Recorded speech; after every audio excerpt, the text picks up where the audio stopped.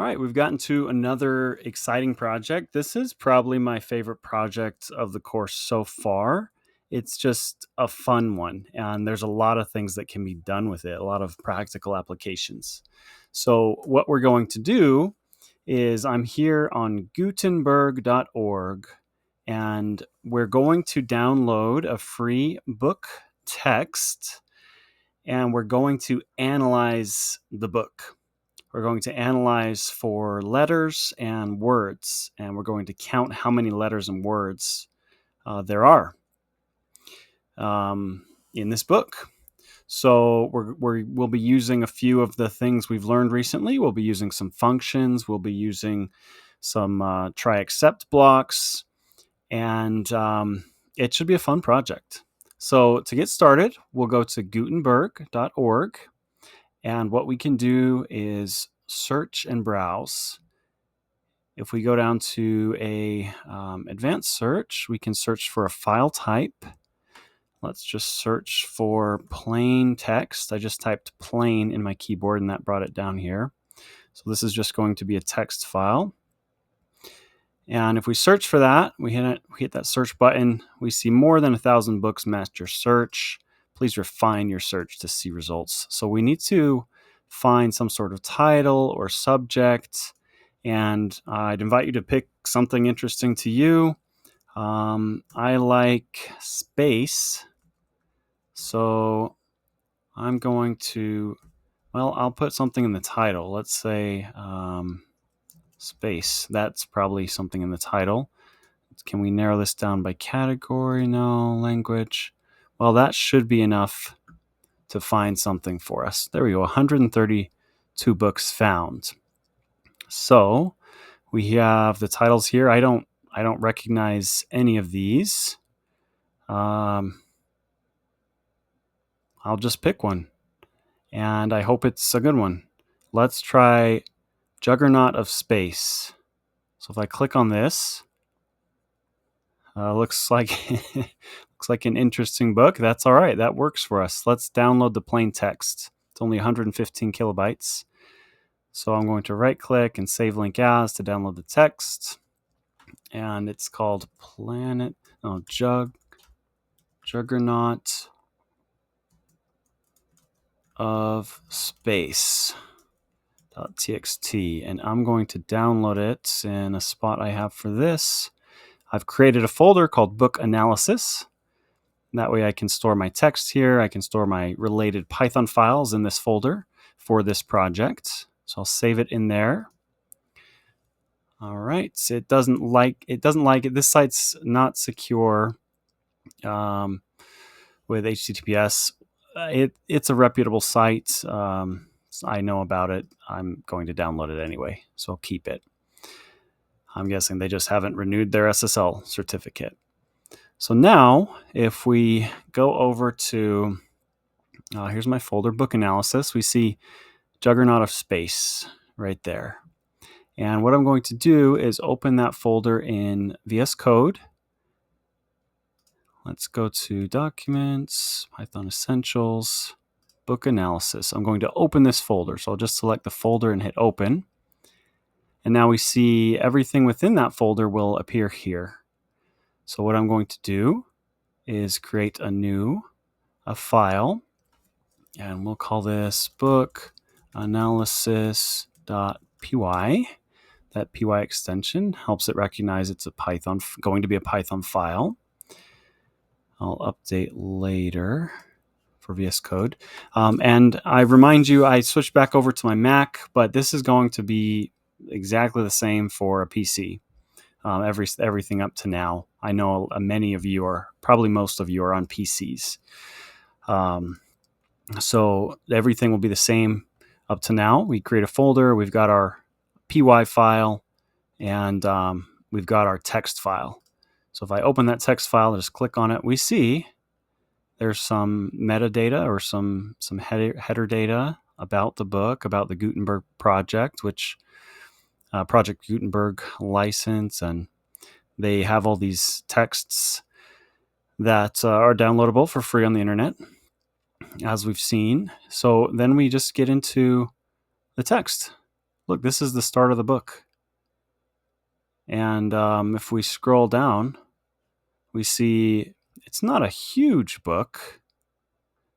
I mean, it looked like maybe it was more of a comic book or something like that, or a small read. But I mean, it's only 2,000 lines of text. It's not very long. I mean, all this is still extra data. It's not even part of the book. So we could, here we go, full license. I'm just going to delete everything, end of Project Gutenberg, ebook. Okay, everything below here I'm going to delete because it's not actually part of the book. I don't want to know about that. So here we go. That's the end of the book. Again, a short book. You could find one that's way longer, and this project will work the same. I'm also going to delete the metadata, or the header data up here, which is just about Project Gutenberg. There we go. Okay, I'm going to save that file, Control S or Command S. So there's our book. Here's our book analysis. And for the rest of this video, we're going to open the file. We've learned how to open files. I'm going to create a function to open the file and get the book context. And then in future videos, in the next videos, we will count letters and we'll count words and maybe do a few other things. All right. So let's create a function called get book contents. Okay. And we'll put book text. That will be our variable. We'll create a blank string, contents. And then let's have a try statement here. So try, in case we run into an error. So try with open book text in read mode as my file. Contents is assigned my file.read. We'll just read all the contents of that book. And we will return contents. So we're returning the text of the book. Now we see there's a syntax error here. We have to have at least one except or finally clause. So what happens if our book does not exist, our file does not exist? Except, I often do exception as E, print E. I often do that. We could also do, as we know, except file not found error. I love our IDEs. They help us to code more efficiently. Then we could print file not found.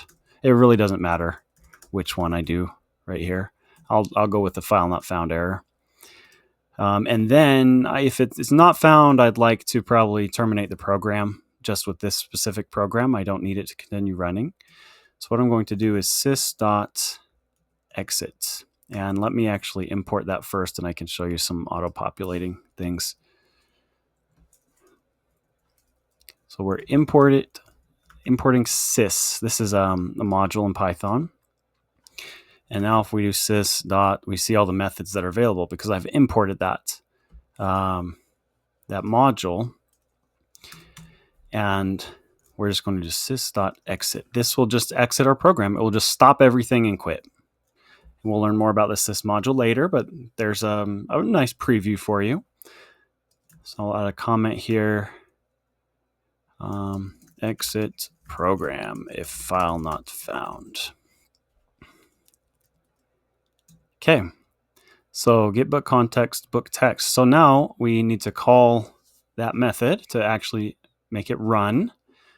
So let's do let's say book file equals, and it's contained in the same folder. So we're just going to use a relative path here. We're just going to put the name in of the file, Juggernaut. I'm going to copy that actually to prevent. So I'll just copy prevent, there we go, prevent typos. I could also copy the path.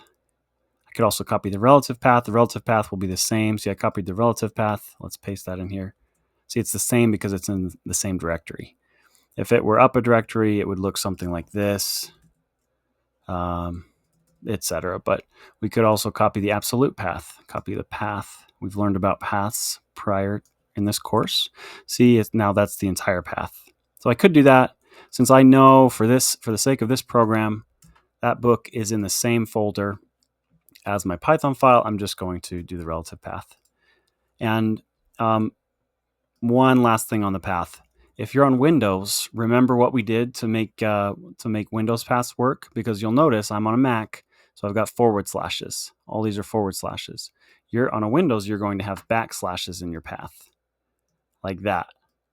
I'm not going to change all of them, but you'll have backslashes, and what you're going to want to do is make it a raw string. Add the little letter R there, and you'll have backslashes, just like a backslash. Wherever every spot I have a forward slash, you'll have a backslash. But if you make it a raw string, that's all you'll need to do. Just a refresher there, which I think repetition's a big part of learning for us. So again, I'm just going to do the name of the text. So now that we've done that, we can call our function, our getBook contents. So get book contents. Love how stuff auto-populates. I'm just going to hit tab. It will auto-populate with the suggestion there. And then book file is the name. So one more thing, if I don't expect this to change, I'm going to make it a constant. Uppercase, I believe we've talked about this in the course. Maybe we haven't. But if we don't expect a variable to change, we often will do all uppercase, and that indicates it's something that should not change. It should be constant. So I'm saying, well, the book file is always going to be the same. I'm just going to make it uppercase, so a reader of this Python script would know that text is going to stay the same. So now if we do get book contents, book file, however, remember we're returning the contents. So we need to do something with that, with contents that we're bringing back from the function. If we do this, let's see what happens if we do this. Well, it should work, but we're not actually doing anything. We could print get book contents, the result of that. So now we've printed our book text. What I'm going to do instead, well, for now that's probably fine. But I'll probably say raw book text. I'll probably create a variable and assign it to that.